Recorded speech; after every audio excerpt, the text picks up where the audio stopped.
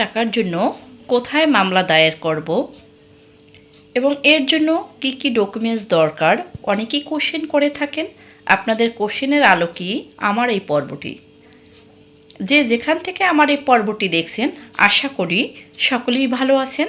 আমি আপনাদের সাথে আছি অ্যাডভোকেট নূপুর আক্তার। আপনার স্বামী যদি আপনাকে কাবিনের টাকা না দেয় সেক্ষেত্রে আপনি কোথায় মামলা দায়ের করবেন? দেওয়ানি আদালতে আপনি মামলা দায়ের করবেন।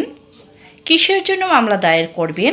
দিনমোহর আদায়ের জন্য মামলা দায়ের করবেন। দেওয়ানি আদালত মানে কি? পারিবারিক কোর্টে আপনি মামলা দায়ের করবেন।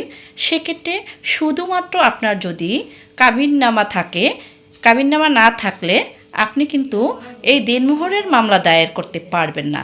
এই কাবিননামা নিয়ে আপনি আসবেন একজন অ্যাডভোকেটের কাছে, তিনি পারিবারিক কোর্টে মামলা দায়ের করবেন।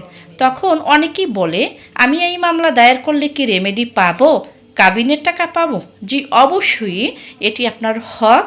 আপনি এই কাবিনের টাকা পাবেন এবং 3 মাসের খোরপোশও পাবেন।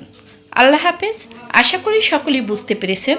যে কোনো সময় যে কোনো টপিক নিয়ে আপনাদের সামনে হাজির হব। আমার এনএ ল পয়েন্ট ফেসবুক পেজটি লাইক ফলো দিয়ে সাথেই থাকবেন। আসসালামু আলাইকুম।